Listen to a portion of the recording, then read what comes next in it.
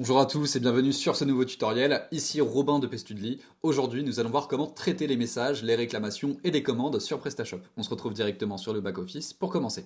Très bien, donc une fois sur le back-office, on peut directement se rendre sur l'onglet SAV. SAV encore une fois.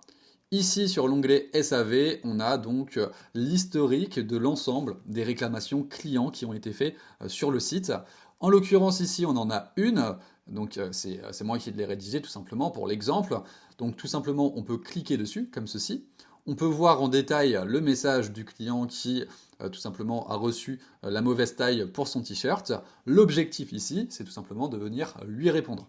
Donc ici, je lui ai répondu avec un message. Donc le plus important, c'est de mettre les formes justement sur ce message, mettre les formes de politesse, etc. Et tout simplement répondre à la demande client.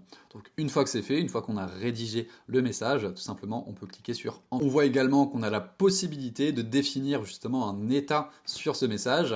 On a différentes possibilités, marquer comme traité, marquer comme en attente, et transférer cette discussion à un employé. Sachant qu'on vient de lui répondre, alors l'objectif derrière, ce serait de générer une autre commande pour ce client pour lui envoyer du coup le produit avec la bonne taille. En l'occurrence ici, voilà, pour l'exemple, on va le mettre directement sur traiter, comme ceci. L'objectif désormais, c'est de gérer les commandes, d'envoyer un message par exemple à un client qui a passé commande, mais qui a eu un problème sur cette dernière. Donc pour ce faire, on va se rendre sur l'onglet commande juste ici, commande encore une fois.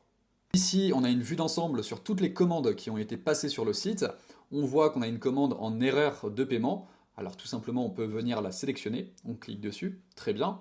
Et on peut envoyer un message à ce client en lui disant que tout simplement son paiement n'a pas été accepté. Alors pour ce faire, on descend tout en bas. Ici, on a un encart message. C'est ici qu'on va pouvoir rédiger le message et répondre au client. Ici, donc, j'ai rédigé un message fictif comme ceci. Encore une fois, il faut mettre les formes, etc. Répondre à la demande client ou tout simplement l'informer de l'erreur. Une fois que c'est fait, on clique sur Envoyer le message. Vous savez désormais comment traiter les messages, les réclamations et les commandes sur PrestaShop. Je vous souhaite bon courage pour la suite et à plus tard.